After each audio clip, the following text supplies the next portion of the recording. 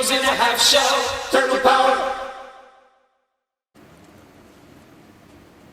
Dave Sim, that would be me, interviews Kevin Eastman in a multi-part series on the origins of Teenage Mutant Ninja Turtles number 8, 1986, the Cerebus crossover, the front cover of which recently auctioned for an eye-watering $78,000 at HA.com.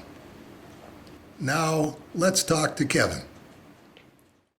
We're going to talk about lot number 95576, which is Turtles number 80 variant cover from IDW, 2018. How did 2018 get to be 5 years ago? I know. You know, it's funny. I literally just picked up my catalog today, and I was just going through and trying to find some of the pieces. And I was like, so I don't know the lot numbers. But yeah, 2018. Oh my God, which cover was that? It's described as a chaotic battle scene with the brothers Triceratons and soldiers in a free-for-all, with city buildings providing a backdrop to the action. And it's unbelievably detailed, which was the focus of my question on this lot. And then next time we're going to talk about 95581 from 2021. You're not slowing down at all. That's a Last Ronin page.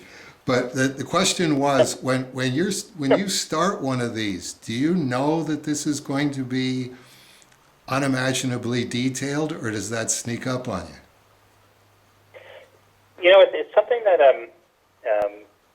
it's funny. I was visiting with an artist I work with, and another artist in Maine, a kid named Ben Bishop, and we do a number of things together. And he was visiting, and I was showing some of he wanted to see some of the kinds of stuff I was doing in high school, and the really old stuff.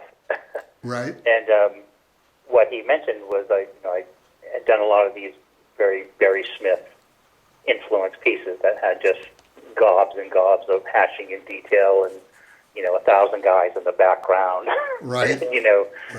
And all that. And he said, well, he said your style has changed a bit here and there, involved a little bit here and there, but you still do that crazy detail that you used to do back then. And it was even one of those things I go, well, yeah, I guess you're right. I didn't really think of it that way, but as I sort of approach it in two ways. Of one, really coming up with something that I have fun doing, because it's a lot of time spent making all those little lines and details, as you well know, and try to capture the really powerful scene within the story. But a lot of it, I think, evolved out of years of never really fully learning to draw 100% really well. And so sometimes you'll add lots of detail, things that might hide some of your shortcomings. Right. And so... well, it works. It works for me. It's... I mean, it's got its own idiosyncratic Kevin Eastman lighting to it, where it's almost like it's the lighting is head on, and then sort of like fading out around the sides of them, of the actual characters, but still consistent with the buildings, and really, really detailed buildings that you're in that. Obsessive dystopia category, like Jeff Darrow. I've got to make these buildings look dystopic. Well, that's a huge compliment. One that I'm a big fan of Jeff. Actually, get to see him in Lake Como for a minute and chat. Huge fan of his work. But it is goes back to some of the atmospheric stuff that I felt was established in the early comics I read. Jack Kirby and Gene Colan and a lot of these guys doing all those New York City scenes with a lot of detail I'd never really seen in New York, but it wasn't really until Frank Miller that I saw a more realistic approach to New York. He drew it more like it really was. And then what I always love to mention is, for the first 2 or 3 issues, I think it was around issue 3, I'd never even been to New York City until we did a show down there in '85, and that was the first time I actually saw New York in person. Was like it was quite an eye opener. Right. But you took it all in, and it was always the dirt and the grit and the grime and the dystopian sort of thing that is very, very prevalent. It's there, and it brings it to. It gives it the atmospheric stuff that you want to set a scene. But one of the things that I'm driving at is there's different levels of detail to the different pieces. These were the 2 that I glommed onto in terms of there's not a lot of brush on there. You're not saying, I gotta cover some carpet here. This is 11 by 17, and a certain amount of this could be blacked in. You don't do that. It's all rendered. It is, and it's and it's funny because I like. I was always just so very impressed with some of the shadowing, the blackness, and the things like Corbin or Alex Toth or other people used to do, because you could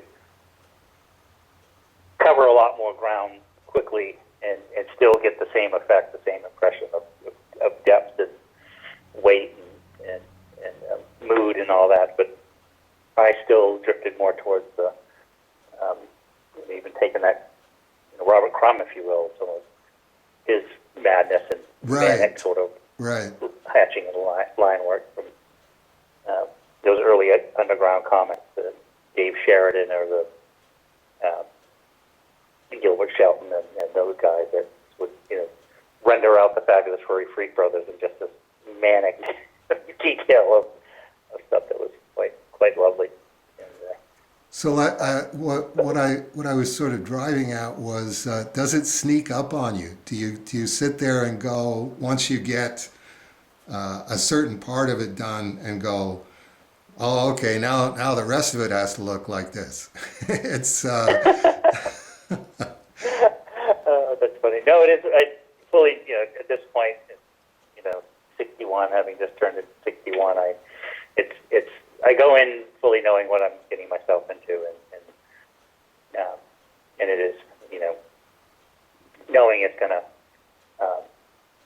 take some butt time sitting there and listening to something on the radio or on the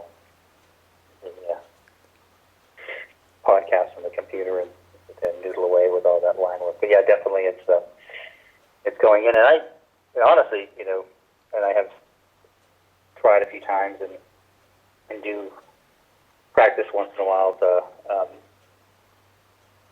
trying to unlearn some of the stuff and trying to do stuff where I don't put in as much detail, like take a more of an animated approach, right. Line work and stuff, and it just never goes well. I end up starting out that way, and then it ends up more and more, and suddenly I'm right back to it. It's Kevin Eastman. This is how Kevin Eastman inks, and you can try and change your spots, but at age 61, it's not apt to happen.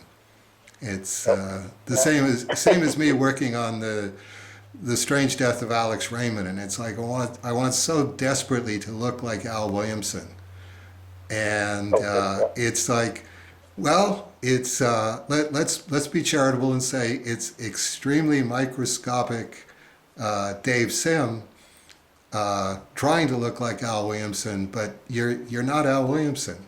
It's even Al Williamson told you, on the phone, I think it's great because the stuff when he was looking at Glamour Post #1, he said it doesn't look like me and it doesn't look like Alex Raymond. It looks like you, and it's like, ah, but I don't want that. No, it's so true. It is.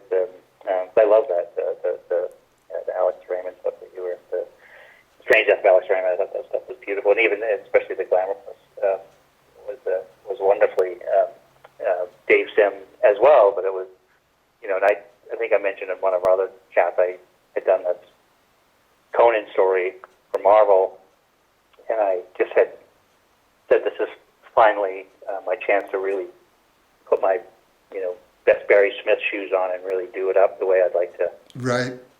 How Barry Smith would do it, and about halfway through the story, it just wasn't coming out the way I wanted, and I realized, well, number one, it's because I'm not Barry Smith, and I can't draw like he can draw, and so it looks like